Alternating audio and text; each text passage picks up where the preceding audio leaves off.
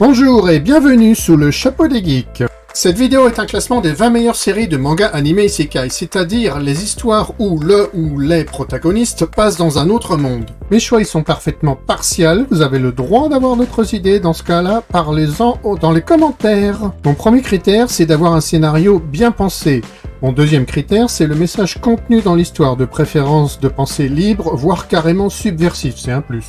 J'ai déjà fait une vidéo dont le seul critère est l'originalité du scénario. Vous pouvez la retrouver en cliquant ici. Je vous retrouve après le générique.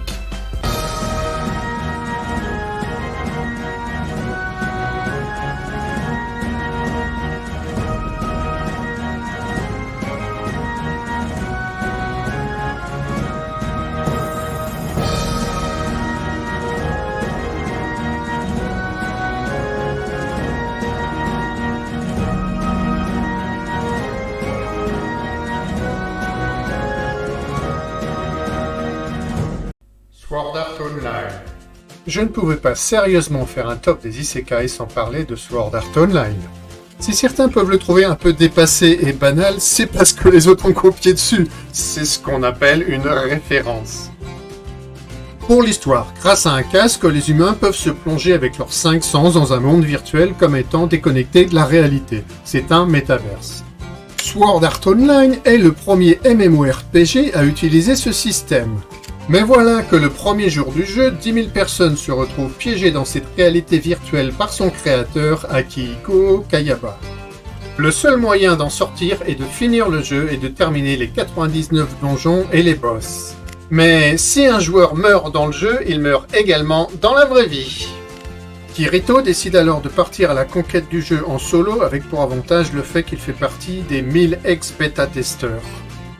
Mao-sama Retried. L'histoire suit les aventures d'Akira Ono, une personne qui autrefois gérait un jeu vidéo et s'est soudainement retrouvée dans un monde fantasy sous les traits de son sombre personnage Hakuto Kunai. Le truc, c'est que dans cet univers, il a gardé une partie de ses capacités d'administrateur de jeu et donc peut modifier des choses, notamment concernant son propre personnage. Il peut par exemple modifier l'inventaire de son personnage ou changer de personnage. Bon, je ne vous en dis pas plus parce qu'après ce sera du spoil et le principal intérêt de cet animé, c'est justement la découverte. Shinkanomi Shiranai Ushi ni Kashigumi Jinsei. Comme ça arrive régulièrement à l'école, Senshi vit un harcèlement régulier de la part de ses camarades.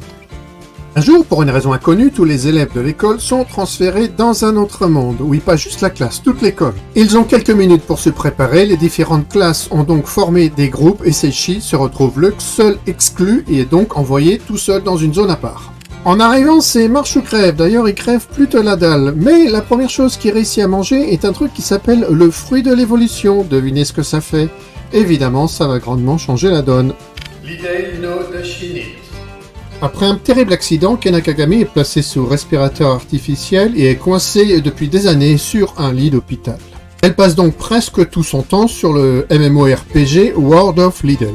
Mais un jour qu'elle est en train de jouer, une coupure de courant frappe l'hôpital, ce qui provoque sa mort. La jeune fille se réveille dans l'univers de son jeu favori sous l'apparence de son avatar. Eina, bien décidée à profiter de sa liberté nouvelle, part à la recherche d'autres joueurs. Cependant, ce nouveau monde ne semble pas tout à fait être comme le jeu dont elle se souvient. Outbreak Company. Kanu Shimichi est un otaku de première et il a même une connaissance encyclopédique du sujet. Un jour, il se retrouve amené par les services de l'État dans un monde où vivent des elfes et volent des dragons. On lui demande de devenir un ambassadeur de sa culture, un missionnaire otaku. Lui vient alors l'idée de construire une école. Il devra faire face à de plus en plus de problèmes, la discrimination, les conflits entre les pays frontaliers, des problèmes de classe sociale, du sabotage par des éléments choqués par les différences culturelles. Et le gouvernement japonais qui l'a embauché n'est pas non plus vierge de toute mauvaise intention. Comment faire face à tous ces obstacles et inculquer la culture otaku dans ce monde, et au passage tenter d'aider sa population? Kenja no Deshi Unaru Kenja. L'histoire nous entraîne dans le quotidien de Sakimori Kagami, un joueur de MMORPG nommé Ark Earth Online, où il incarne l'un des 9 grands sages du royaume, le mage Dunbav. Un soir, après que Kagami se soit endormi, il se réveille à l'intérieur du monde de son jeu, cependant il remarque que son personnage n'est pas son célèbre mage, mais une jolie jeune fille. Il va essayer de comprendre pourquoi il a été transféré dans ce monde et se fait passer pour l'élève d'Adunbalf, son ancien perso. Isekai wa smartphone. Dieu tue accidentellement Toya Mochizuki. Pour s'excuser, il l'autorise à revivre dans un monde fantastique en exaucant l'un de ses vœux.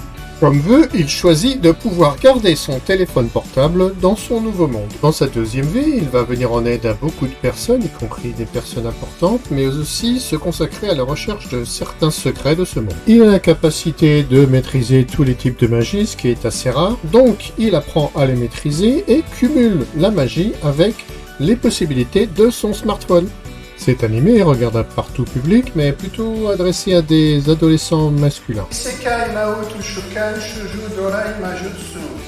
Dans le MMORPG Cross Reverie, Takuma Sakamo possède une force écrasante assez pour se faire appeler le roi démon par les autres joueurs. Un jour, il est invoqué dans un autre monde sous la forme de son personnage de jeu par deux personnes s'autoproclamant maître invocateur. Compris dans l'invocation, il y a un sort qui transforme l'invoqué en esclave, mais grâce à son anneau de Magic Reflection, les deux invocatrices se transforment en esclaves de l'invoqué à la place de ce dernier. Bref, en lieu et place de mettre un invocateur, on a le droit à deux amatrices qui ont fait une grosse bêtise et ça s'est retourné contre elles. Ce manga est un ecchi, ce qui veut dire qu'il y a énormément d'allusions érotiques dans des situations burlesques, sans que jamais évidemment il y ait de passage à l'acte.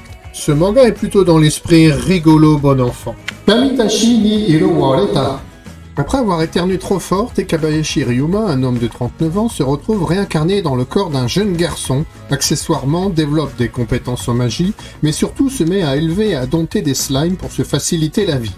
Vous savez, ce petit monstre gluant qui hante les donjons pour héros débutants. Sauf que lui, il les dresse à faire toutes sortes de tâches ménagères, le ménage, la vaisselle, que sais-je. Un jour, il sauve un soldat blessé dans la forêt près de chez lui et de fil en aiguille se retrouve sous l'aile d'une famille de nobles qui lui met le pied à l'étrier et c'est le début d'une nouvelle aventure. Suzuki Ishiro, un programmateur âgé de 29 ans, se retrouve transporté dans le jeu qu'il était en train de créer. Dans le jeu, ce dernier se nomme Satu, son pseudo d'informaticien, il est âgé de 15 ans et bien qu'au départ il pensait être en train de rêver, il se rend compte que son jeu est un peu trop réel. Grâce à un glitch, il décime une armée d'hommes lézards au complet. Grâce aux XP, cela le propulse à un niveau extrêmement élevé. Il prend la décision de cacher son pouvoir pour rencontrer les différents habitants de ce monde et vivre en paix avec eux. Cependant, les événements vont s'imposer à lui et à un moment donné, il va bien se retrouver dans l'obligation d'agir. Cette vidéo est en deux parties, vous pouvez trouver la suite en cliquant ici. Et voilà, cette vidéo est terminée. Si vous l'avez aimée, n'hésitez pas à lâcher un pouce bleu et pensez à vous abonner.